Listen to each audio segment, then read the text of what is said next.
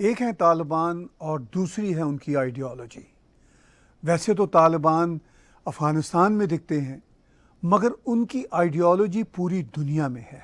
सिर्फ उनकी आइडियोलॉजी ही नहीं, बल्कि वो ख़ुद भी पूरी दुनिया में दिखते हैं। पाकिस्तान में सबसे ज़्यादा दिखते हैं और पाकिस्तान से एक्सपोर्ट होके पूरी दुनिया में छाए हुए हैं। मैंने बहुत साल पहले यहाँ पर एक आर्टिकल लिखा था कनाडा के एक मेजर न्यूज़ आउटलेट के लिए, और मैंने कहा था कि why Canadian forces are fighting Taliban in Afghanistan since we do have Taliban here in Canada. यही सूरत हाल अब उनकी आइडियोलॉजी की है। तालिबान का राज आ गया, मगर अब वो दुनिया के लिए बेमानी हो गए, ख़बरों की दुनिया से भी निकल गए। मगर उनकी आइडियोलॉजी पहले भी थी, अब भी रहेगी। पाकिस्तान में लाल मस्जिद के मौलाना अजीज़ बार बार कहते हैं कि तालिबान पाकिस्तान में भी आ जाएंगे। मैं उनसे पूछना चाहता हूं कि पाकिस्तान में तो ऑलरेडी हैं, सेलिब्रेट किया जा रहा है। ख़ुद मौलाना अब्दुल अजीज़ एंड कंपनी पूरे के पूरे तालिबान से तल्लक रखने वाले लोग हैं। ये तो तालिबान आएंगे, पाकिस्तान के तालिबान भी आपका हशर कर देंगे इंशाल्लाह। अमेरिका में क्या सिचुएशन है वो आपके सामने। इस सब पे बातचीत होगी मेजर गौरव आर्या जी के साथ, जो चाणक्य फोरम के CEO हैं, चीफ एंड एडिटर हैं और बहुत ही बढ़िया कमेंटेटर हैं। मैं उनका स्वागत करता हूं वीडियो लिंक पे मेजर गौरव आर्या जी का। ये बताइए कि ये जो आइडियोलॉजी है, ये तो मेजर साहब हर जगह पे है और ये कोई नई नहीं है, ये हमेशा से है। लाल मस्जिद का एक ज़माने में जनरल मुशर्रफ ने ऑपरेशन किया था चाइनीज़ के कहने पर। अब वो तालिबान आ गए हैं तो पाकिस्तान में वो एक तरह से ढोल धमाके बज रहे हैं और उनको ये भी एहसास है कि धमाके भी पाकिस्तान में होना शुरू हो चुके हैं। इस सारी सूरत हाल को आप कैसे देखते हैं? सर, मुझे तो ये समझ में नहीं आता कि पाकिस्तान के जो प्रधानमंत्री हैं, जब उनको आर्मी चीफ और जनरल फैज ने साफ बता दिया था एक पार्लियामेंट्री ब्रीफिंग में कि अफगान तालिबान और पाकिस्तान तालिबान जो तहरीक तालिबान पाकिस्तान है, they are two sides of the same coin. ये एक ब्रीफिंग हुई थी नेशनल असेंबली में और वहां पे जनरल बाजवा भी थे, जनरल फैज भी थे और पाकिस्तानी मीडिया ने कुछ कुछ इसको कवर भी करा है। उसके बाद भी ये कहना कि जहनी आज़ादी और ये सब बातें करना, ये गलत बात है। मुझे लगता है कि उन्होंने गलत बोला। दूसरी चीज, पूरी कौम ने बड़ा सेलिब्रेट करा सर कि हमने ना तालिबान आ गया और इन्होंने क्रेडिट भी ले लिया कि तालिबान आ गया, साहब हमने कर दिया। अच्छा, लोगों ने विश्वास भी कर लिया और कि पाकिस्तान ने कुछ करा होगा। करा पाकिस्तान ने, ऐसी बात नहीं कि नहीं करा, लेकिन पाकिस्तान ने इतना नहीं करा जितने के पाकिस्तानी ढोल नगाड़े बजा रहे थे। पर इन्होंने बहुत जोर जोर से नगाड़े बजाए, लोगों ने बोल दिया। अब बात यूरोपियन यूनियन जो कर रहा है वो कर रहा है GSP+ हटाने की सर। अमेरिका इनडायरेक्टली बात कर रहा है सैंक्शंस की। तो ये जितने ये मर्द मोमिन, मर्द हक और गाजी और मुजाहिद और ये सब बोलते हैं सर, ये सब लोग, इनकी चीखें और ज्यादा निकलने वाली हैं। क्योंकि आजकल की जो लड़ाई है सर, आजकल की लड़ाई वो गोला बारूद तलवार घोड़े की तो है नहीं सर। आजकल की लड़ाई तो फाइनेंशियल और इकोनॉमिक वॉर्स होते हैं और इन्होंने पाकिस्तान की बाह मरोड़ना शुरू कर दिया। जो तालिबान है सर, अब जो तालिबान है, राइट, जो तालिबान खुश था 15 अगस्त को, अब तालिबान खुश नहीं है सर, बिकॉज उन्होंने अगस्त की सैलरीज नहीं दी। आपने बात करी मौलाना अब्दुल अजीज की, जो लाल मस्जिद वाले हैं सर, और जामिया हफ्सा भी उन्हीं के अंडर आता है। वो है, that is 3-4 kilometres from the prime minister's office और रेसिडेंस सर, जो वहां पे वो हार्ट ऑफ इस्लामाबाद में। सर प्रॉब्लम यही है, यही चीज मैंने अपने एक पुराने वीडियो में बोली थी, जो आज मैं रिपीट करना चाहता हूं आपके व्यूअर्स के लिए। अक्सर वेस्ट को ये दिक्कत होती है और वही चीज है जो आप कह रहे हैं सर, वही चीज है जो आप कह रहे हैं। वेस्ट को अक्सर ये सवाल मन में जागता है वेस्ट के कि पाकिस्तान के जो न्यूक्लियर एसेट्स हैं, क्या वो सेफ हैं कि नहीं? क्या इन पे तालिबान काबिज हो जाएगा? क्या ये तालिबान के हाथ में या किसी आतंकवादी या दहशतगर्द संगठन या तंजीम के हाथ तो नहीं लग जाएंगे पाकिस्तान के न्यूक्लियर एसेट्स? मैं कहना चाहता हूं कि आप ऐसे मत सोचिए कि किसी और बाहर वाले के हाथ लग जाएंगे, राइट? जो परवेज मुशर्रफ के ऊपर जो हमला था, कातिलाना हमला हुआ था सर परवेज मुशर्रफ के ऊपर, अगर आप नोट करेंगे सर, तो परवेज मुशर्रफ के ऊपर जो कातिलाना हमला हुआ था वो कब हुआ था? वो लाल मस्जिद के ऑपरेशन के बाद हुआ था सर। और परवेज मुशर्रफ के ऊपर कातिलाना हमला करवाने वाले कौन थे सर? पाकिस्तानी एयरफोर्स के serving members of the Pakistani air force, जो सबसे लिबरल, इन तीनों में सबसे लिबरल मानी जाती है। जस्ट इमेजिन सर, अब्दुल अजीज ने नहीं बोला कि मेरे ऊपर अटैक हुआ है तो तुम हमला करो। अब आप एक बात बताइए, जब लोग इतने ऑलरेडी, मैं 2008 2007 की बात कर रहा हूं, जब उस जमाने में लोग इतने ज्यादा रेडिकलाइज्ड हैं कि अपने देश के राष्ट्रपति को, अपने देश के आर्मी चीफ को मारना चाहेंगे, serving member of the armed forces, और वही आर्म्ड फोर्सेस के मेंबर्स हैं सर जो पाकिस्तान की न्यूक्लियर एसेट्स गार्ड भी कर रहे हैं। आप समझ रहे हैं मैं क्या कह रहा हूं सर? बाहर से आने की किसी को जरूरत नहीं है। तालिबान पाकिस्तानी फौज के, पाकिस्तानी माशरे के अंदर है, and not just Afghan Taliban sir, Tehreek Taliban Pakistan, ये पाकिस्तानी सोसाइटी, इनके गली कुचे मोहल्ले शहरों में है। वो तालिबानी सोच अभी है यहाँ पे। वो लोग नहीं जो लाहौर के और कराची के टीवी स्टूडियोज में, सर मैं उनकी बात नहीं कर रहा, उनमें भी तालिबानी सोच वाले हैं, लेकिन वो हैं सर जिनके बच्चे बाहर पढ़ते हैं और वो यहाँ पे पाकिस्तान में तालिबानी सोच दिखाते हैं।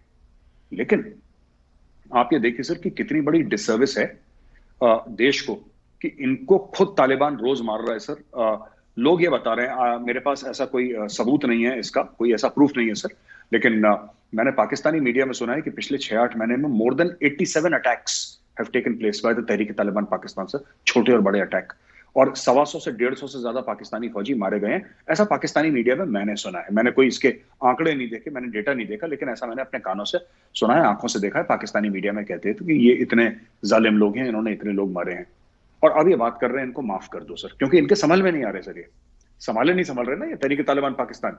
तो इसलिए वो आरिफ अलवी साहब ने कुछ बयान दाग दिया हवा में, और शाह महमूद कुरैशी साहब ने कुछ बयान दाग दिया कि इनको माफ कर दो, और उल्टा उन्होंने बोल दिया कि तुम हमें माफ करोगे, हम तुम्हें माफ करते हैं, अगर तुम शरिया कबूल कर लो और तुम उल्टा तमीज से रहो तो हम तुम्हें माफी देने की सोच सकते हैं। तो इस नहज पर खड़ा है पाकिस्तान सर।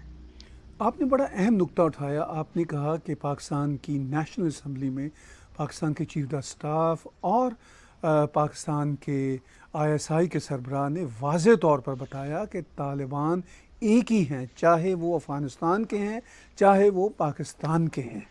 मगर इमरान खान उनकी ऑनरशिप बड़े फ़ख्र से लेते हैं, और अपने इंटरव्यू में वो यहाँ तक कह देते हैं कि भाई मुझे भी तालिबान खान कहा जाता है, लेकिन मैं यही दुनिया से अपील करता हूँ कि इनको स्ट्रीम लाइन कीजिए। अब वो उनकी जो मेन स्ट्रीमिंग करना चाहते हैं, वो तालिबान तो खुद मेन स्ट्रीमिंग को पसंद नहीं करते, तो इमरान खान क्यों इतना बढ़ चढ़ के उनकी ऑनरशिप लेते हैं? उनकी साइकी क्या है? सर उनकी साइकी कुछ भी नहीं है। आई थिंक मुझे कहना नहीं चाहिए, एक मुल्क के वो वजीर आजम हैं, लेकिन I think the man is a lunatic sir, he does not understand what he is saying. उनको ना आधे समय पे कुछ समझ में नहीं आता वो क्या बोल रहे हैं। यही इमरान खान ने, मैंने दिखाया भी था, मैंने ट्वीट भी करा सर, अगर आप मेरे ट्विटर पे नीचे जाएंगे आपको दिख जाएगा। इसी इमरान खान ने ये बोला था तहरीक तालिबान पाकिस्तान के लिए after the APS Peshawar attack. Sir आपको याद होगा 16 दिसंबर की बात है, इसने 1 महीने के बाद, जनवरी या फरवरी में, कभी ऐसा, अगर मैं गलत नहीं हो रहा, वो डॉन न्यूज पे मैंने ट्वीट करा है sir, it's on my Twitter handle, आप देख सकते हैं वहां पे जाके। इस बंदे ने तहरीक तालिबान पाकिस्तान को मेन स्ट्रीमिंग के लिए बोला सर, तब से बोल रहा है ये तहरीक, मैं अफगान तालिबान की, मैं कह रहा हूं अलग है, 2 मिनट के लिए मान लीजिए अलग है, ये तहरीक तालिबान पाकिस्तान जिसको ये कहते हैं कि इंडिया के एजेंट है और रॉ फंड करती है तहरीक तालिबान पाकिस्तान को, जो ये पाकिस्तानी कहते हैं सर, उस तहरीक तालिबान को इसमें इमरान खान ने बच्चों के 130-140 मासूम बच्चे, जिनको क्या पता सर, क्या पता उनको तालिबान क्या होता है, पाकिस्तान क्या होता है, वो अपने माँ बापों के साथ बेचारे मासूम बच्चे APS पेशावर में, उनका कत्ल करने वाले उन लोगों को कह रहा है कत्ल होने के बाद बच्चों के 1 महीने के बाद कि इनको एक मौका दिया जाए, इनके साथ बातचीत करी जाए। तो ये तो इमरान खान को नई बात नहीं कर रहा, वो तो लोग की हैंडसम है और 1992 में वर्ल्ड कप लेकर आया था। लोग इन सब हल्की ओछी बातों में रह जाते हैं, लोग मुद्दे पर लोग आते नहीं है। तो बात इसकी नहीं है कि इमरान खान की परफॉर्मेंस खराब है, या वहां पे दूध और घी और चावल और गंदुम बहुत महंगा है, उससे मेरा क्या लेना देना सर। 1000 रुपए किलो हो जाए गेहूं, मैंने थोड़ा ना पाकिस्तान में जाके खरीदना है। लेकिन मैं सिर्फ ये कह रहा हूं कि Imran Khan is very dangerous, not just for Pakistan, he is very dangerous for the region, ये आदमी मेंटली रेडिकलाइज्ड है सर, ये मेंटली रेडिकलाइज्ड है। और ये थोड़ा सा एक इंग्लिश स्पीकिंग वर्जन है इमरान खान ऑफ मौलाना अब्दुल अजीज। मौलाना अब्दुल अजीज का एक slightly younger English speaking version है इमरान खान सर। बहुत ठीक कहा आपने बिल्कुल वही साइकी बयान की जो मैं समझता हूँ और जानता भी हूँ कि इमरान खान की वाकई वही साइकी है जो आप एनालाइज कर रहे हैं। इस सारी सिचुएशन में हमने देखा कि तालिबान के हवाले से ख़बरें पूरी दुनिया में एक महीना चलती रहीं, और ऑफ कोर्स अफ़गानिस्तान एक छोटा मुल्क है, उसका इम्पैक्ट भी होगा, लेकिन दुनिया में और भी बहुत सारे मसाइल हैं और भी बहुत सारे काम हैं। अब दुनिया ने कहा कि भाई जाओ, जो करना है कर लो। अब ना वो इंटरेस्ट दुनिया का रहा, ना वो भारत का रहा, पाकिस्तान का ही रह गया है। तो आगे आपको तालिबान का फ्यूचर और तालिबान को दरपेश मसाइल कैसे नज़र आते हैं? सर मुझे तो I see over a period of time Afghanistan heading for civil war sir, जिसको खाना जंगी उर्दू में कहते हैं, हिंदी में गृह युद्ध बोलते हैं। उसकी तरफ मुझे लग रहा है कि ये जा रहे हैं। और मैं एक दो और चीज बता दूं सर कि ये तवक्को रखते हैं वेस्ट से। इमरान खान ने सर कितनी गालियां दी जो बाइडेन को, आप बताइए। फिर ये कहते हैं कि जो बाइडेन कॉल नहीं करता। ठीक है, इन्होंने कितनी उल्टी सीधी बात नरेंद्र मोदी जी को बोली, फिर ये कहते हैं नरेंद्र मोदी जी मेरा फोन नहीं उठाते। अब तालिबान जो है वो कहते हैं कि औरतें घर से बाहर नहीं निकलेंगी, औरतें दफ्तर नहीं जाएंगी, ह्यूमन राइट्स नहीं होंगी, सिर्फ पश्तूनों को हम लेंगे अपनी मिनिस्ट्रियल काउंसिल में। और उनको पैसा चाहिए यूरोप से, उनको पैसा चाहिए अमेरिका से। अरे भाई, इनको शर्म भी नहीं आती, ना इमरान खान को शर्म आती है ना तालिबान को शर्म आती है। अरे भाई, तुम कॉम्प्रोमाइज भी नहीं करना चाहते और तुम्हें पैसे भी चाहिए, क्यों? मतलब इसका लॉजिक मुझे सर अगर कोई समझाए, कोई पाकिस्तानी मुझे समझा दे तो मैं मान लूं उसकी बात कि लॉजिक क्या है। लॉजिक क्या है? अब ये कह रहे हैं कि अफगानिस्तान में भूखमरी हो रही है, ये कह रहे हैं कि लोग भूख से मर रहे हैं। क्यों मर रहे हैं? तालिबान की वजह से। जब अमेरिका था तब तो वहां पे तो नहीं हो रहा था ऐसा, तब तो लोग भूख से नहीं मर रहे थे ना सर। जब अमेरिका था तब तो लोग हवाई जहाज के पहियों पे टंग टंग के बाहर नहीं जा रहे थे। तो मेरा ये कहने का मतलब है कि हो तालिबान लोगों पे अत्याचार कर रहा है, लोगों पे जुल्म कर रहा है, लोगों को मार रहा है, लोगों को कोड़े मार रहा है, सरों पे गोलियां मार रहा है, गले रेंद रहा है लोगों के। और तालिबान ही कह रहा है कि हमारे लोग भूखे हैं, आप हमें पैसा दो। और पाकिस्तान इस चक्कर में है कि अगर तालिबान का तो बैंकिंग सिस्टम बिल्कुल कोलैप्स्ड है, तो कोई ना कोई वही कोल्ड वॉर जो माइंडसेट है सर ये पाकिस्तान का, कि कोई ना कोई अगर पैसा देता है, अरबों डॉलर देता है, तो फिर ये जो पैसे कहां से आएंगे सर? किसके थ्रू आएंगे? फिर ये पाकिस्तान के थ्रू आएंगे। एड कहां से आएगी? पाकिस्तान के थ्रू। पाकिस्तान बोलेगा आप चिंता मत करो, हम सब मैनेज कर लेंगे, और वो भेजेंगे $1 बिलियन, पहुंचेगा वहां पे 100 मिलियन, बाकी 900 मिलियन यहाँ पे जर्नल खा के डीएचए में लगा देंगे, या आपके कनाडा में, अमेरिका में, इधर लगा देंगे पैसे पाकिस्तानी आर्मी। ये यही चाहते हैं, ये यही चाहते हैं। ये जब एड की बात करते हैं तो इन्होंने आज तक किसी और मुल्क के लिए एड की बात नहीं करी सर। मैं एक बात बताता हूं, इन्होंने कभी किसी, मैं मुस्लिम ममालिक की बात करूं, ये किसी और को नहीं बोलते सारा एड पाकिस्तान को दो। मैं ये पूछना चाहता हूं कि पाकिस्तान इतना एक्साइटेड क्यों है कि अफगानिस्तान में एड आए? मैं ये जानना चाहता हूं क्यों। इंसानियत की बात है, इंसानियत की बात है तो कितना सीरिया आग में लग रहा है सर, आग जल रही है सीरिया में, सीरिया में आग जल रही है। आप सीरिया के लिए क्यों नहीं मानते? वो भी तो इस्लामिक मुल्क है सर। इतने इस्लामिक मुल्क है जहां पे बहुत बुरा हाल है। इराक में कौन से अच्छा हाल है? कभी आपने बोला कि इराक को एड मिलनी चाहिए और पाकिस्तान जाके वहां पे करेगा? नहीं। ये अफगानिस्तान में इसलिए है क्योंकि नेबरिंग कंट्री है सर, और अगर एड आएगा तो इनका ये अनुमान है, इनका एक जिसको कहते हैं कि सर इनका एक आइडिया है, एक आइडिया है, एक गैम्बल है इनका, कि जो भी एड आएगी they have to take the help of Pakistan, तो कुछ हम भी इसमें कमा लेंगे, दैट्स इट। इनको अफगानों के लिए क्या प्यार है सर? इन लोगों को, इनको अफगानों के लिए कोई प्यार नहीं है। They want to use Taliban as a strategic asset against India, against Indian influence in Afghanistan. कर लो, कर लो भाई। एक आखिरी चीज एक और कहना चाहता हूं सर, ये बड़ा कहते थे ना कि इंडिया तहरीक तालिबान को फंड कर रहा है और अफगानिस्तान से अटैक कर रहे हैं। अब तो इंडिया नहीं है अफगानिस्तान में सर, हम तो नहीं है ना अभी वहां पे। हमारे ये कहते थे कि 24 कॉन्सुलेट हैं सर, हमारे 4-5 कॉन्सुलेट थे वहां पे, 3, 4 या 5 ऐसे ही कुछ थे, मुझे याद नहीं ठीक से। नहीं साहब 24 हैं कॉन्सुलेट इनके। चलो अब 24 के 24 बंद हो गए, एम्बेसी बंद हो गया। अब अटैक क्यों कर रहे हैं ये लोग? अब क्यों सुसाइड अटैक हो रहे हैं पाकिस्तान के अंदर? अब क्यों फौजी मर रहे हैं? अच्छा, तालिबान तो बहुत अच्छे हैं, तहरीक तालिबान खराब है। साहब अगर तालिबान इतने अच्छे हैं तो सबसे पहले जब उन्होंने जेलों पे कब्जा करा अफगानिस्तान में, सबसे पहले उन्होंने तहरीक तालिबान पाकिस्तान वालों को छोड़ा जेलों से। वो भाई हैं आपस में सर, दे आर ब्रदर्स। ऐसी बात नहीं है कि वो अलग हैं, ये अलग हैं, वो सब भाई हैं एक दूसरे के। They consider themselves to be brothers. और अगर पाकिस्तान को ये 1 रुपए की गलतफहमी है कि अफगान तालिबान कभी भी तहरीक तालिबान पाकिस्तान के खिलाफ एक्शन करेगा या एक्शन लेगा, तो इनकी बहुत बड़ी गलतफहमी है पाकिस्तान की, और इसका खामियाजा पाकिस्तान को भुगतना होगा। मेरे साहब, पिछले हफ्ते प्राइम मिनिस्टर नरेंद्र मोदी ने शंघाई कोऑपरेशन की जो एक कॉन्फ्रेंस थी उससे वर्चुअल खिताब करते हुए अफ़गानिस्तान का जिक्र किया और उन्होंने कहा कि इस रीजन में अब रेडिकलाइजेशन और एक्सट्रीमिज़म के बढ़ने का बहुत ख़तरा है। आप कैसे देखते हैं प्राइम मिनिस्टर नरेंद्र मोदी का बिल्कुल साफ शफाफ तरीके से बात करने का ढंग? क्या मैसेज है इसमें? सर देखिए, मैसेज ये है कि मैसेज सिंपल है सर। इंडिया ये कह रहा है कि if you jump the gun in recognising the Taliban, देखिए जब आप किसी भी कंट्री को डिप्लोमेटिकली आप रिकॉग्नाइज करते हैं sir, it puts certain things in motion sir. ठीक हो गया sir? You put some certain, it's not कि रिकॉग्निशन एक चिट्ठी उन्होंने दे दी, एक चिट्ठी हमने दे दी, इट्स नॉट लाइक दैट। इसमें बहुत सारी चीजें हैं, उसमें ट्रेड आ जाता है, उसमें एम्बेसी आ जाता है, उसमें आपके डिप्लोमेटिक बातचीत हो जाती है। Basically Taliban is a terror organisation. लोग बात कर रहे हैं, क्यों बात कर रहे हैं? लोग इसलिए बात कर रहे हैं भाई अपने मुल्क से आपको निकालना है, तो लोग इसलिए बात कर रहे हैं। वरना तालिबान से कौन बात करना चाहता है? तालिबान दे क्या सकता है सर? खुद तो किसी ना किसी मुल्क की भीख का मोहताज है वो। तालिबान दे क्या सकता है दुनिया को? अब ये कहते हैं कि कोई दुनिया कहे कि इंडिया को तालिबान को क्यों हेल्प करनी चाहिए तालिबान को। और अगर आप ये कह रहे हैं कि अफगान वहां पे भूखे मर रहे हैं, तो मैं समझ सकता हूं, उनका दर्द है, हमारे दिल में भी, हमारे सीने में भी उनके लिए दर्द है। लेकिन क्यों मर रहे हैं? अफगान तालिबान की वजह से मर रहे हैं ना। अफगान तालिबान को अगर इतनी मोहब्बत है अफगानिस्तान के लोगों से, तो छोड़कर जाए वापस, तोरा बोरा की गुफाओं में रहे और वहां पे इलेक्शन करवाए। इलेक्शन वो करवाना नहीं चाहते क्योंकि उनको पता है इलेक्शन हार जाएंगे। फिर कहते हैं इलेक्शन गैर इस्लामी है, तो ये इलेक्शन नहीं करवाना चाहते तालिबान वाले।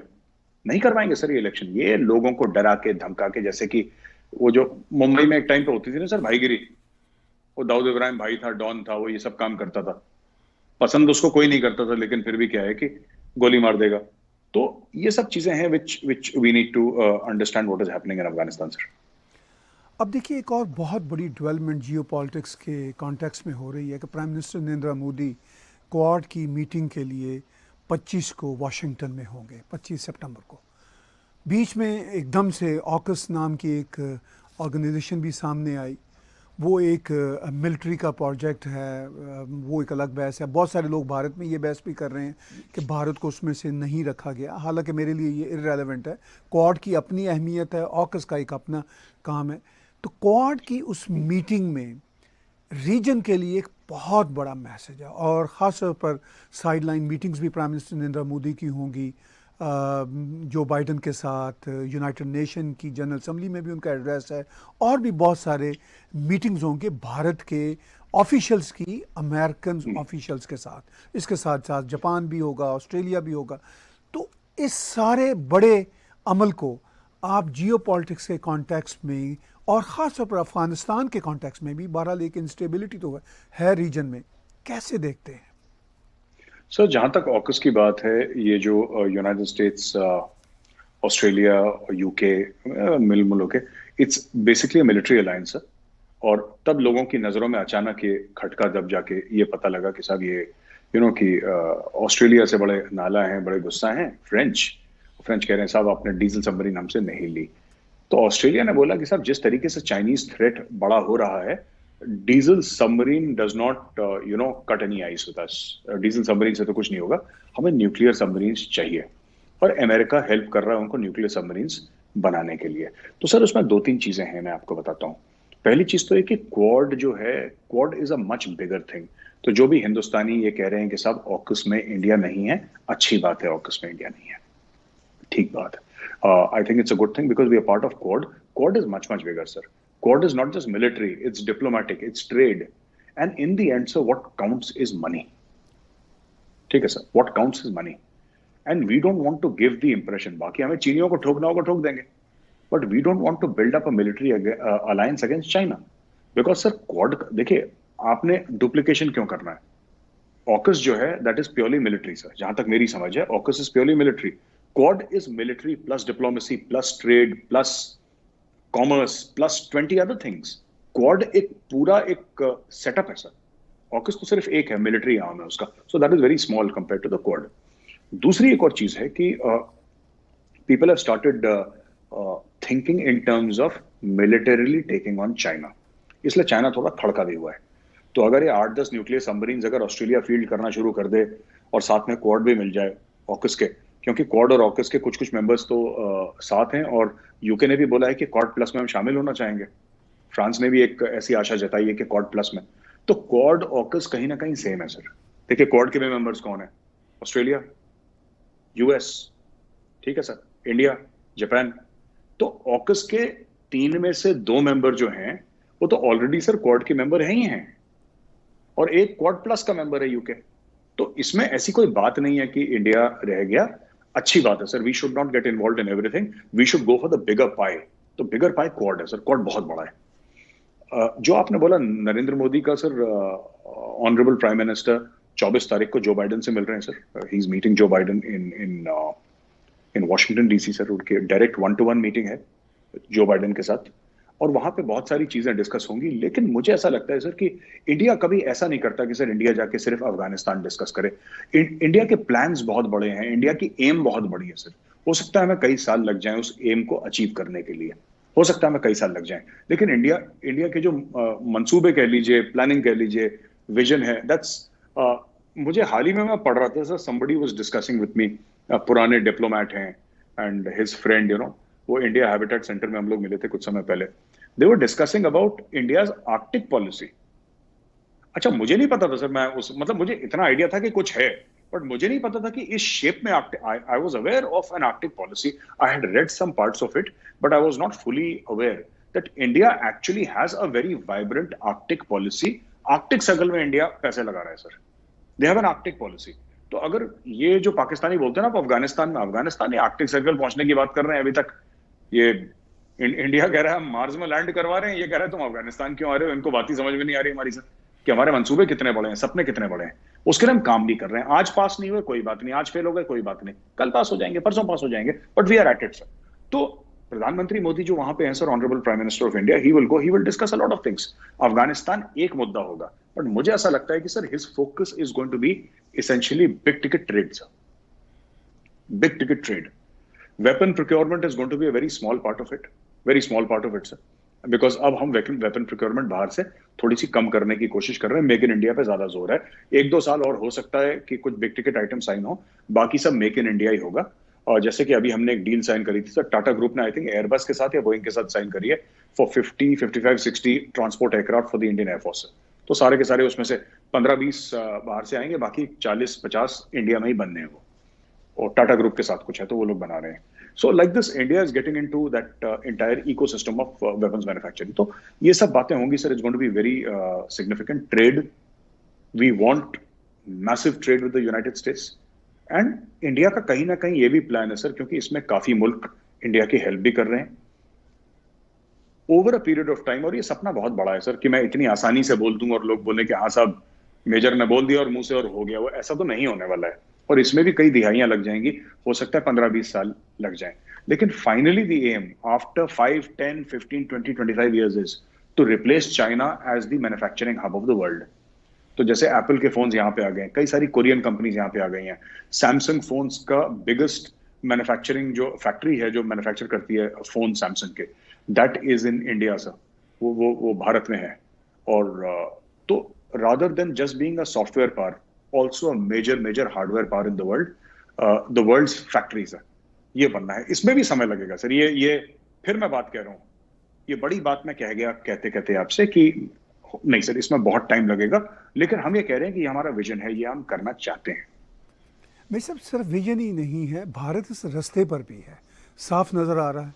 और प्राइम मिनिस्टर नरेंद्र मोदी का जो विजिट है वो सिर्फ क्वाड के लिए नहीं है। क्वाड तो बहुत इम्पोर्टेंट मिशन अपनी जगह पे है ही, लेकिन उनकी जो साइडलाइन मीटिंग्स हैं वो एक बहुत बड़ा मैसेज है दुनिया के लिए। पाकिस्तान के लिए भी मैं नहीं कहूँगा कि कोई बड़ा मैसेज है, इसलिए कि पाकिस्तान कंपैरिजन में ही नहीं है, लेकिन पाकिस्तान की तरफ से हर वक्त कंपैरिजन करने का अभी तक जो है एक ऑब्सेशन नहीं गया। इसकी क्या वजह समझते हैं? सर देखिए, पाकिस्तान की इकोनॉमी करीब $300 बिलियन प्लस है सर। हमारी करीब $3 ट्रिलियन की इकोनॉमी है सर। हमारी पॉपुलेशन 130 करोड़ है, हमारा एक सॉलिड मैन्युफैक्चरिंग बेस है, हमारी एक सर्टेन लेवल ऑफ डिप्लोमेसी है सर, हमारे एजुकेशनल इंस्टीट्यूट्स हैं जो आईआईटी आईआईएम्स जो हमारे हैं, हमारे जो लोग हैं जो वहाँ पे बाहर हैं सर, बड़ी बड़ी कॉर्पोरेट्स में जो हमारे लोग हैं टॉप पोजीशंस पे जो दुनिया में है सर, जो टॉप पोजीशंस पे कॉर्पोरेट्स पे हैं। तो मुझे ऐसा लगता है कि अगर पाकिस्तान ये कहता है कि हमें भारत के साथ कंपेयर करो, तो मुझे लगता है कहीं ना कहीं पाकिस्तान और कुछ नहीं, खुद के साथ ज्यादती कर रहा है। ठीक है सर, ये ऐसे ही हो जाएगा जैसे कि गली मोहल्ले में क्रिकेट खेलने वाला ये बोले कि मुझे उतनी इज्जत क्यों नहीं मिलती जितनी विराट कोहली को मिलती है। तो इसका तो कोई जवाब है नहीं सर कि मतलब मैं इसका, कोई आपसे पूछेगा आप क्या बोल देंगे उसका? यही तो बोलेंगे कि विराट कोहली वर्ल्ड का टॉप बैट्समैन है, इंडियन क्रिकेट टीम का कैप्टन है, one of the most successful captain है, आप ये बोलेंगे। लेकिन जिसको नहीं समझना वो नहीं समझेगा। ये एक कि हम इंडिया से कंपीट करेंगे, आप इनसे पूछ लीजिए किस में कंपीट करना है। ये कहते हैं बराबर की इज्जत दो। सर बराबरी कुछ नहीं होती दुनिया में। मैं आपको sir, let's be very honest, क्या इंडिया और चाइना बराबर है? नहीं है सर, इंडिया और चाइना बराबर। चाइना हमसे आगे है। हम अपने आप से क्यों झूठ बोलें? हम क्यों झूठ बोलें अपने आप से? क्या इंडिया और अमेरिका बराबर है? नहीं, अमेरिका हमसे आगे है। हम क्यों झूठ बोलें कि नहीं साहब इंडिया को ये? हाँ ठीक है, जहां पे अपनी रिस्पेक्ट होगी हम रिस्पेक्ट के लिए लड़ेंगे और हम बोलेंगे कि इज्जत हमारी बराबर होनी चाहिए किसी भी और मुल्क से, चाहे वो श्रीलंका हो, चाहे वो यूनाइटेड स्टेट्स ऑफ अमेरिका हो, चाहे वो नेपाल हो, चाहे वो चाइना हो। रिस्पेक्ट भारत की बराबर होगी हर एक मुल्क जैसी, ये बात तय है। लेकिन अगर हम बोले कि नहीं साहब आप सब लोग हमें वही चीज दें जो आप किसी और मुल्क को देते हो, तो नहीं सर, वो तो आउटपुट पर डिपेंड करता है। हम अपनी आउटपुट बढ़ा रहे हैं, हम चाहते हैं कि हमारी जो वर्ल्ड में रैंकिंग हो चीन से ऊपर हो। लेकिन सिर्फ मैं अपने घर में बैठ के, कमरे में बैठ के आपसे बात करूं, उससे कुछ नहीं होगा सर। ये लंबी ये तो छोड़ने से कुछ नहीं होगा, उसके ऊपर मेहनत करनी पड़ेगी और भारत उस रास्ते पे निकल गया है। हम लोग मेहनत कर रहे हैं सर, हम अपना मैन पावर डेवलप कर रहे हैं। हमने इंस्टीट्यूट्स खोले हैं, स्किल इंडिया के इंस्टीट्यूट्स खोले हैं, मोदी गवर्नमेंट नहीं खोले हैं सर। हमारे इंजीनियरिंग कॉलेजेस खोले हैं जो कि top technical man power churn out कर रहे हैं सर। टॉप मैनेजमेंट ग्रेजुएट्स हमारे वर्ल्ड क्लास इंस्टीट्यूट्स में से हमारे कुछ इंस्टीट्यूशंस का नाम आता है। वर्ल्ड क्लास मेडिकल फैसिलिटीज हमने शुरू करी हैं, वर्ल्ड क्लास डॉक्टर्स यहां से निकल रहे हैं सर। तो अगर हम कहते हैं हमें वर्ल्ड क्लास बनना है, तो उसके पीछे वर्ल्ड क्लास मैन पावर चाहिए सर, क्योंकि बंदा ही तो ले जाएगा ना आगे, खुदा तो नहीं आएगा ऊपर से हेल्प करने के लिए। You have to do it yourself. There is no, god is not coming to help you. Help me, help you, help Pakistan, help India, help anybody. आप खुद ही करना है आपको, तो खुद ही करना है, उसके लिए तैयारी करनी पड़ेगी, खून पसीना बहाना पड़ेगा। तो उस तरीके से वो विजन है, वो हम लेके चल रहे हैं और सर ये हो जाएगा, जरूर होगा। तो पाकिस्तान का ये कहना है सर, पाकिस्तान मेहनत नहीं कर रहा इस पे ना। पाकिस्तान ये चाहता है कि इंडिया जैसी उसको इज्जत मिले, इंडिया जैसा उसको रुतबा मिले। अगर ये अच्छी बात है किसी भी मुल्क को ऐसा सोचना, लेकिन उसके लिए काम नहीं कर रहा पाकिस्तान, काम नहीं कर रहा। रोज इनके मंत्री जो हैं वो कुछ ना कुछ बकवास कर देते हैं सर, कुछ ना कुछ उल्टी सीधी बातें कर देते हैं, दुनिया में जलील हो जाते हैं। शहरियार अफरीदी का आपने केस सुना ही होगा हाल फिलहाल में। वो भाई चले गए वहां पे अमेरिका में, फिर गाली गलौज करने लगे अमेरिकन को, जिससे पैसा चाहिए, जिसकी भीख से पलता है मुल्क, उसको गाली दे। अब पता नहीं इसके रिपरकशंस वो झेलेंगे पाकिस्तानी। भाई ये मेहनत नहीं करना चाहते sir, they don't want to. मुझे ऐसा लगता है कि पाकिस्तानी सरकार, मैं पाकिस्तानी आम लोगों के बारे में बात नहीं कर रहा sir, I am not talking about the common Pakistani, मैं उनको जानता नहीं तो मैं क्यों उनके बारे में कुछ गलत बोलूं। लेकिन मुझे नहीं लगता कि पाकिस्तानी जो, या इवन उनका जो अशराफिया है, वो मेहनत करके खुश नहीं है sir. There is a sense of entitlement कि दुनिया हमें पाले है, क्योंकि हमारा जियो स्ट्रेटेजिक इंपॉर्टेंस है। आप हमें पालो, आप हमें पैसे दो, वरना आपको दिक्कत हो जाएगी, इसलिए आप हमें पैसे दो। कोई लॉजिक नहीं है, ये लॉजिक नहीं है कि हमारा आईटी बेस इतना अच्छा है और हम आपको world class products at a very competitive cost दे सकते हैं। उनका ये नहीं है कि हमारा जो सुपारको है, जैसे इंडिया में इसरो है, पाकिस्तान में सुपारको है सर, आपको तो पता ही है वहां पे। तो आप ये नहीं कह रहे कि दुनिया से, आप ये नहीं बोल रहे कि हम आपको बेहतरीन सैटेलाइट्स लॉन्च करके देंगे कम से कम पैसे में, आप पाकिस्तान आइए, सुपारको सैटेलाइट्स लॉन्च करेगा। वो बात नहीं कर रहे। वो ये नहीं कह रहे कि हमारे पास भी एक वैक्सीन इंस्टीट्यूट है, या हमारे पास भी ऐसी कोई कंपनी है जो वर्ल्ड क्लास वैक्सीन बनाती है, आप आइए। वो ये नहीं कह रहे, वो ये कुछ भी नहीं कह रहे सर। वो ये नहीं कह रहे कि हमारे पास आईआईटी और आईआईएम है और हम वर्ल्ड क्लास मैनेजमेंट ग्रेजुएट्स या वर्ल्ड क्लास इंजीनियरिंग ग्रेजुएट्स निकाल रहे हैं, जो कि दुनिया में जाके सर टेस्ला से लेकर, एप्पल से लेकर, गूगल से लेकर ऐसी ऐसी बड़ी कंपनियों पर राज कर रहे हैं, वहां पे नाम कमा रहे हैं, देश का, भारत माँ का नाम ऊंचा रख रहे हैं, मान सम्मान भारत माँ का ऊंचा रख रहे हैं सर। वो ऐसा नहीं करा रहे कि हम ह्यूमन रिसोर्स ऐसे बनाएंगे कि पाकिस्तान से निकला हर एक बच्चा या बच्ची आगे जाके पाकिस्तान का सफीर बने, पाकिस्तान का एम्बेसडर बने, पाकिस्तान का राजदूत। वो ये नहीं कह रहे। बस एक कंप्लेंट है दुनिया से कि आप हमें भारत से इक्वल क्यों नहीं रखते, एक कंप्लेंट है बस, दैट्स ऑल, शिकवा है। आपने अभी शहरियार अफरीदी का जिक्र किया, और अमेरिका में वो चहलकदमी करते हुए अपने दोस्तों के साथ अमेरिका के कल्चर पे वो बातें करते हैं। बच्चियों का जो यहाँ पे ज़िंदगी गुजारने का अंदाज़ है उन्हें पसंद नहीं, उसको वो एक बहुत ही बड़ी इंसानी ज़्यादती करार देते हैं और बिल्कुल समझते नहीं मामले को। इमरान खान जो अमेरिका यूरोप में ख़ुद प्ले बॉय रहे और वो भी इसी वेस्टर्न कल्चर को जिससे वो खेलते रहे, जिसको अब्यूज़ करते रहे, वो भी इसके बारे में बड़ी नीच सतह की बातें करते हैं। मैं ये बात खुल के कहूँगा, जब कोई भी हमारे कल्चर के बारे में, मैं कैनेडियन हूँ, एक प्राउड कैनेडियन हूँ, मैं ये देखूँ कि अगर कोई भी इमरान खान जैसा, शहरयार आफरीदी जैसा हमारे कल्चर को ना समझे और इसी पे घटिया घटिया बातें करे। आपने अभी इसका जिक्र किया। मेरे साहब, यहाँ पे बदकिस्मती से पाकिस्तानी जो बसते हैं अमेरिका कनाडा में, शहरयार आफरीदी तो विज़िट करते हैं, उनकी अक्ल पे तो मातम किया जा सकता है। रहने वाले लोग 30-30, 40-40 साल से रहने वाले पाकिस्तानी बैकग्राउंड के लोगों को मैं जानता हूँ, सभी नहीं मगर आधे ज़रूर इसी तरह की बातें करते हैं। इस माइंडसेट को कभी आपने एनालाइज किया? सर, मुझे तो बात समझ में नहीं आती। अगर आपको नहीं कनाडा पसंद है तो वापस चले जाओ पाकिस्तान, क्यों रह रहे हो कनाडा? आप आए क्यों थे कनाडा? या तो ये बोलें कि साहब हम कनाडा आए, हमें पता नहीं था कनाडा सब इतना बुरा होगा, हम फंस गए यहाँ पे। या तो ऐसा बोलते हैं साफ सीधे कि अब पाकिस्तान, पर पाकिस्तान आप जाइए, पाकिस्तान की सिटीजनशिप मिलना तो कोई मुश्किल बात है नहीं। ये बेसिकली क्या है सर, मैं बताता हूं। इन्होंने कभी कनाडा को अपना मुल्क नहीं समझा। इनको एक पैसा कमाने का जरिया चाहिए था। इसलिए आप कभी भी देखिएगा, मैं वैसे नहीं कह रहा, I am not trying to compare, but आप देखिएगा कि success ratio of Pakistanis living abroad is very less sir. आप देखिए, आपको ना, अगर आपको पानी में रहना है तो आपको तैरना आना पड़ेगा, आपको अपने आप चेंज करना पड़ेगा। अगर आपको लगता है कि ये गैर मुसलमान हैं या बुरे लोग हैं, तो आप तो वैसे भी एक इस्लामिक मुल्क में थे, पाकिस्तान में थे। आप आए क्यों फिर वहां पे? आप क्यों आए? किस लिए आए आप कनाडा? सिर्फ डॉलर कमाने के लिए आए। अच्छा, दूसरी चीज है कि आपने फायदा भी उठाया पूरे कनाडा के फ्रीडम्स का, सबका फायदा उठाया। तो अगर आपने हर चीज का फायदा उठाया, इसका मतलब आप लॉयल नहीं है उस मुल्क के लिए। आप जिस देश के लिए, आप जिस मुल्क के लिए वफादार नहीं हैं, आप उस मुल्क को गालियां दे रहे हैं, फिर आप उस सिस्टम में तरक्की कैसे कर सकते हैं? तो इसीलिए आप देखिएगा, देखिए इंडियंस क्या है, कहीं पे भी जाते हैं सर घुल मिल जाते हैं। इंडियंस अपनी दिवाली होली मनाएंगे सर, अपना ईद मनाएंगे, गुरुपूरब मनाएंगे, जो भी मनाएंगे। जनरली आपने इंडियंस में देखा होगा सर, हिंदू और मुसलमानों, ये क्या है कि sir we tend to mix far more easily with the local sir. जो हिंदुस्तानी होगा ना, क्योंकि सर हमारा कल्चर वैसा है। पाकिस्तानी क्यों नहीं मिक्स करते सर? आपने देखा होगा ये अपने गेटोज में रहते हैं ज्यादातर। सबकी बात नहीं कर रहा, बट मेनी ऑफ देम। क्यों? क्योंकि सर पाकिस्तानियों ने, देखिए जो पाकिस्तानी मुसलमान है, ठीक है सर, जो पाकिस्तानी मुसलमान है, उसने क्या देखा है बचपन से? उसने तो सिर्फ मुसलमान देखे हैं सर। उसको पता ही नहीं कि जो दूसरा बंदा है उसके साथ डील कैसे करना है। उसने कभी अपनी लाइफ में हिंदू नहीं देखा।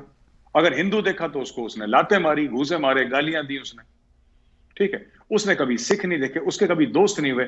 उससे पूछिए मुसलमान से, कभी पिछली बार, रेयर होगा कोई पाकिस्तान में 10,000 में, 50,000 में, 1 लाख में कोई एक होगा ऐसा पाकिस्तानी मुसलमान। आप उनसे पूछिए भाई, कब ऐसा हुआ कि तुम किसी हिंदू दोस्त के यहां गए दिवाली के दिन या होली के दिन उसको विश करने के लिए? ऐसी बात नहीं कि कोई पाकिस्तानी नहीं करता, आई एम श्योर कुछ होंगे, लेकिन those are a rare exception, right. कब आपने एक हिंदू को अपने घर में बुलाया कि आ जाओ यार, मैंने तुम्हारे लिए ना घर पे खाना बनवाया है, ये मेरे फादर हैं, ये मेरी मदर है, ये मेरे ब्रदर है, ये मेरी सिस्टर है। आपने कभी घर पे नहीं बुलाया उसको, क्योंकि आपको पाकिस्तान स्टडीज में शुरू से बताया गया था कि हिंदू बुरा है, राइट। इंडिया में ऐसा नहीं है सर। मेरे दोस्त हैं मुसलमान, मैं उनके घर आता हूं, मेरे घर आते हैं। मेरे तो ऐसे ऐसे दोस्त हैं सर कि मैं डायरेक्टली उनकी मदर्स को फोन करता हूं, मैं तो उनको फोन ही नहीं करता। मुझे अगर कुछ खाना हो बढ़िया, तो मैं डायरेक्टली उनको फोन करता हूं कि आंटी मैं आपके घर पे आ रहा हूं। तो आंटी कहती है, बेटा शादाब को बताया? मैं, शादाब गया खड्डे में, उससे कौन पूछ रहा है शादाब को? वो जब मिलेगा तब मिलेगा, बाद में देख लेंगे उससे। लेकिन वो अपना बेटा समझती है मुझे। मैं उनके घर चला जाता हूं, उसको बाद में पता लगता है कि शाम को जब ऑफिस से आता है तब पता लगता है कि अरे घर पे आया था। तो इंडिया में इसलिए देखिए, जो हमारा डिस्टिंग इंडिया में जो है कल्चर, उसकी वजह से तो हम लोग सर पूरी दुनिया में लोग इंडियंस का लोहा मानते हैं, because we get adjusted very easily everywhere sir. हम लोग बहुत जल्दी एडजस्ट हो जाते हैं, हम लोग बहुत जल्दी अपना लेते हैं किसी को भी, क्योंकि वो एक प्लूरलिस्टिक सोसाइटी से हम लोग बिलोंग करते हैं। पाकिस्तानी प्लूरलिस्टिक सोसाइटी से बिलोंग नहीं करते, सारे मंदिर तोड़ दिए सर, सारे गुरुद्वारे तोड़ दिए, जो हेड ग्रंथी थे करतारपुर साहिब उनकी बेटी को लेके अगवा कर दिया, हजारों हिंदू लड़कियों को आपने कन्वर्ट कर दिया, रेप कर दिया, फोर्स मैरिजेस कर दी बुजुर्ग मुसलमानों से जो बुढ़े हैं 50-60 साल के। तो फिर आपने तो वही देखा ना, एक किस्म का आपने माहौल देखा।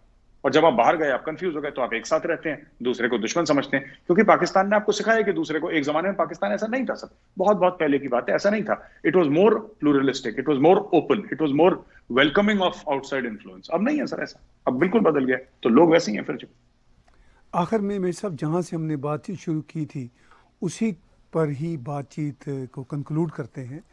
ये बताइए कि जो मेंटालिटी मौलाना अब्दुल अजीज़ की या पाकिस्तान में रहने वाले उन लोगों की जो तालिबान को बहुत ही फैसिनेशन के साथ देखते हैं, ये अमल आपने पहले भी बताया, कई बार बताया कि ख़ुद पाकिस्तान के लिए बड़ा नुकसानदेह है, लेकिन ये अफ़गानिस्तान पे अभी मज़ीद कितना असर डालेगा और अफ़गानिस्तान की ये जो सरकार है ये आगे सिविल वॉर की तरफ भी जाती नज़र आ रही है।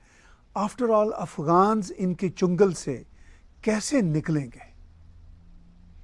सर ये देखिए, बात यही है ना कि मैं आपको बताता हूं कि अफगानिस्तान कभी ऐसा स्टेबल हुआ नहीं है सर। बहुत टाइम हो गया सर, जब उनका राजा वाजा था, जब उनका बादशाह था, जो भी कहते थे उसको, सुल्तान जो था, उसके जाने के बाद तो पाकिस्तान वहां पे इंस्टेबिलिटी रही, even in the Russians and all later, वहां पे लड़ाई झगड़ा रहा है। तो मुझे तो नहीं लगता कि अफगानिस्तान अभी हाल फिलहाल में स्टेबल होगा। और जो पाकिस्तानी है सर, देखिए हक है, हर एक बंदे को हक है, अगर कोई पाकिस्तानी ये कहता है कि उसको तालिबान का निजाम पसंद है तो अपने मुल्क में आप कायम कर लीजिए, पर ये करेंगे नहीं सर, मुनाफिक लोग हैं, ये करेंगे नहीं, हिपोक्रेट्स हैं। क्यों मैं कह रहा हूं ऐसा? कि उनको शरिया जो है अफगानिस्तान में पसंद है ना। जो पाकिस्तान है सर, पाकिस्तान सिर्फ नाम नेहाद इस्लामी रियासत पाकिस्तान है। अगर इस्लामी हैं, आप इस्लामी भी हैं और आपके यहां शरिया भी नहीं है, मुझे बात समझ में नहीं आती sir, this I have not understood. आपका ये मिक्स एंड मैच है सर, ठीक है, करेंसी पे उनका झंडा तुर्की का है सर, ठीक है, जो उनका नेशनल एंथम है वो फारसी में है, आइडियोलॉजी इनकी तालिबान की है, हीरोज इनके अफगानिस्तान और सेंट्रल एशिया के हैं, पिक्चर ये बाबर के ऊपर बनाना चाहते हैं, घर पे पंजाबी बोलते हैं। अब सर इस खिचड़ी का तो किसी के पास कोई इलाज नहीं है सर, इस खिचड़ी का। ये तो बड़ी अजीब सी चीज है।